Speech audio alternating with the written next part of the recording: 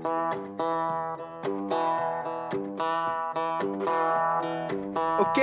so hello again, Sasquatch Prospector here. Another day, another beautiful day in paradise in the world. We are in Pembroke today. Pembroke, Ontario.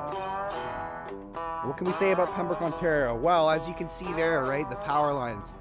Pembroke, Ontario was one of the first places in Canada, or in North America, really, in the world, to have electric lighting. They had electric lighting in the street and in the buildings, in the commercial buildings, right? It started off as hydropower. They used the hydropower from the river, which we're going to drive over, the Ottawa River. And then they changed it to steam. In the 1890s, they used a steam generator, right? And then in 1930, they had a diesel generator installed. At the time, it was the largest, biggest capacity diesel generator in Canada. And eventually it got shut down, and they needed more power, so they ended up building another hydro complex. The diesel generator stayed, and this is the area, this house here, or this facility, I wouldn't call it a house, but this facility is where the diesel generator is. Hydro Museum, Canada's first commercial electric lighting plant. It's closed. Because of COVID. Unfortunately, the museum's closed due to COVID, so that sucks. So yeah, here you go, guys. This is what it looks like. Canada's first electric lighting plant. There's a diesel generator in here. I really wanted to go look at it. It's really cool. There's the only one of its kind like it at the time. Mr. W.B. McAllister, he was the guy that kind of started this whole show.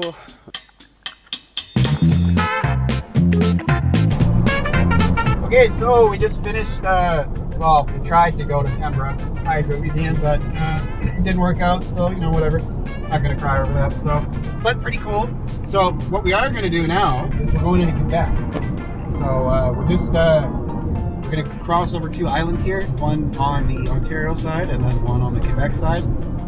We're gonna cross over the Ottawa River, and we're gonna be in Quebec. Yeah, so we're gonna go to Fort Cologne, which is a predominantly Francophone speaking community. Well, in Quebec, it's all predominantly Francophone speaking, and they speak mostly English here. So basically, back in the day, when the Loyalists were fighting the Americans, the British wanted a buffer zone in between the States and Canada.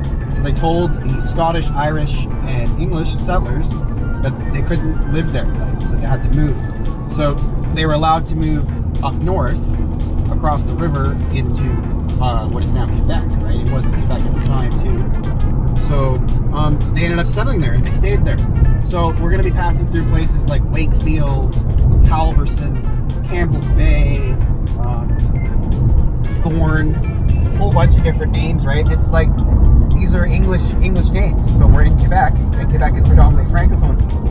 But in this region specifically, it's predominantly English speaking. It's Anglophone. We call it Anglophone. But Fort Cologne, which we're about to pass through, is predominantly Francophone and mainly logging.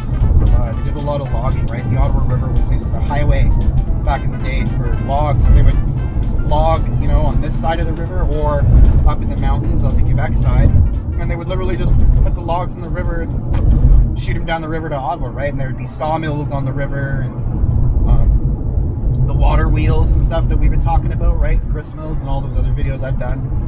It's power source, right? Same thing. That's a common theme here, right? Is power. You need power for this, power for that, and you need power to get power, right? Quebec is a massive hydro power. Like, it's one of the top producers in the world for hydro. So we're going to go to Portage du Fort, which is a little bit further down the Ottawa River, kind of back towards Gatineau. And there's two dams in Portage du Fort. So we're going to go take a look at the Quebec side of things here. See what Quebec does, because Quebec is known all over the world for their trailblazing technology and approach to dams, and how they build dams, and how they use dams to produce power. 70% of all of their power is generated by hydro. So this stone wheel, was in the grist mill and would just move every day and grind grain, right? Pulverize grain down. And you can actually see here, it says on the thing, limestone marble with flexamica in it, right? And if you look, you'd see limestone marbled, right? A little bit of marble here, right? And then if you look, let's see if I can point it out here. See little chunks of mica, right? Little pieces of mica sticking out there. But this is an original stone from the grist mill, man. Yeah, you can see marble down here. And then a little piece of mica. And predominantly limestone marble with mica in it, right? Little piece of mica, little piece of mica. So yeah, guys. So Portage du Fort, logging, milling, a little bit of mining, you know, depending on the area relative to where you are, but mostly shipping, right? Steamship, stern wheeler, grist mills, lumber mills, right? That was this area's claim to fame, Portage du Fort. It was a pretty big industrial area at the time. Chevaux Dam, like I said, supplies power, so that's kind of the current application for this area, is to provide power to everything. Like I was saying, I'm pretty sure that's a dike to help raise the water level. And then that other one we saw, I'm pretty sure that was the sluice gates for the dam. And then we saw the actual Chevaux generating station, right? And the reason I say that is because you don't see any wires here, right? I don't even see really any gates, like any rigging or apparatuses for lifting the gates up. So I think that's a dike. And then the other one, same thing. It didn't have any power lines or anything, but it had a series of potential lifting mechanisms for gates. So I believe that would be the sluice gates. And then, like I said, the actual Chevaux Dam itself, right? Down at the end there, that supplies power. But this is the Ottawa River that we're on right now, right? We're on the Quebec side of it. We crossed back into Ontario briefly. But we're following the Ottawa River. We're about to depart from the Ottawa River and go explore a little bit more in there. The other thing that Quebec was instrumental in was they high voltage DC. So when you have when you want to transmit current over really long distances, you don't want to use AC because it builds up resistance over time. Because AC cycles back and forth, right? So that's go down all the way and come back all the way, and that creates a lot of resistance in the cable. So to get around that, they use DC current. But the whole thing in the beginning, right? We're talking about Edison and DC current, and now it's not very good. And DC current is actually fine for transmitting. Where it really has its issues is the upstepping and downstepping, or the transforming of it. So it's fine to, like, you know, send from one place to another, but as soon as you got to like change the voltage at all, which is upstepping or downstepping, basically transforming it, then it really kind of falls off falls apart, right? So basically what Quebec did was usually have 315 kilowatt transmission cables. They have 735 kilowatt transmission cables, but those cables that the Quebecers use, they transmit 4 times as much power than a 315. So it'd be like having 3 or 4 315s, but it's a 735 cable, and that's because it's DC. It runs on high voltage DC. They have the James Bay hydroelectric complex. They generate a massive amount of AC power out of there. They send the AC power to a town called Radisson in Quebec, and then there's a station there that rectifies the current, right? So you have a rectifier and an inverter. The rectifier turns AC current into DC. It basically stops it from moving back and forth. It rectifies it, turns it into one direction.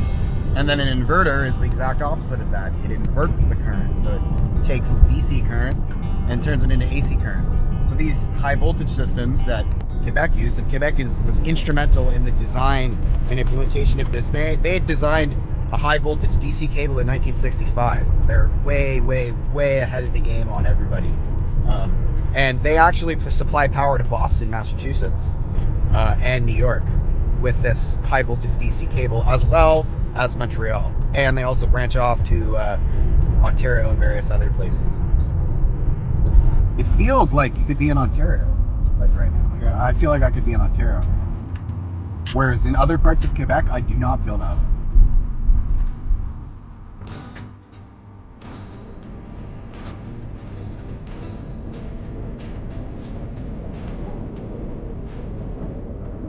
So this is the covered bridge in Wakefield. Yeah, you still drive over it. We drove over it. Oh, did you? They've changed it all. It's fucking weird, eh? Yeah, it is weird. This would be cool to drive across, though. I would have loved to drive across it. So this burnt down in a fire, and then they rebuilt it. Built in 1915, and then it was rebuilt in 87. I remember the fire. We saw it before the fire. Oh, you saw it before the Yeah, fire? Because it used to be a road. You could drive over it. Yeah, it was, this is how they got across, before that bridge. That's what I was saying. I was saying you could drive over it. This is how you got across, right? 40 years ago since I've been here. It's a nice bridge, though. I like this. It probably burnt down like 3 years after we drove over it. Somebody set fire to it. Really? Oh, man. That's why I'm missing people. Yeah, well, I knew I had to do the bridge, look for the railroad tracks, and then the grist mill. That was those are kind of the three things in Wakefield. This guy, when you come here and look, you can see what's over here. Right? That's where the water wheel would have gone for the mill, right? To run the equipment. Look at the pressure. See the pressure, look at that flow. The water's getting off. Look how much pressure is coming off that bullnose. Yeah.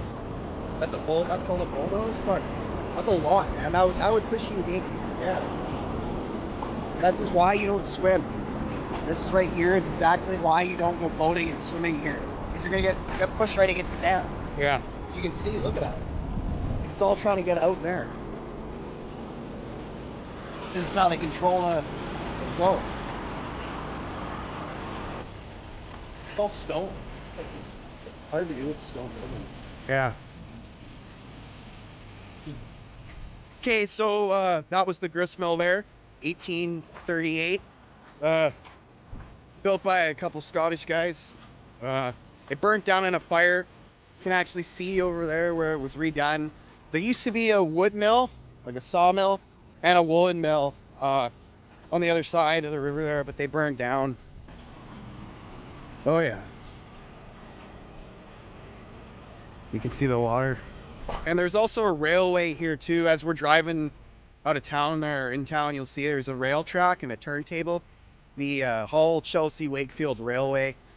It was like a recreational railway that ran off the old CPR line that was non-functional anymore, so they turned it into a civilian recreational railway. But it ended up getting washed out the track in a couple places, and the maintenance just wasn't practical, and the costs and everything. So they ended up cutting it up, the engine, and scrapping it a few years ago, which is a shame because it was it's old steam engine, Swedish steam engine that you could take and ride, but the days are over. So I'll give you some footage of that on the screen there. And yeah, guys, that's Wakefield. So when you come to Wakefield, you're gonna want to do the bridge, which we saw. Come to the grist mill, check that out, and the railway, and that's kind of Wakefield for you. Those are the big attractions in Wakefield. Sad. That's really sad. It's totally done. Doesn't exist anymore. Does not exist.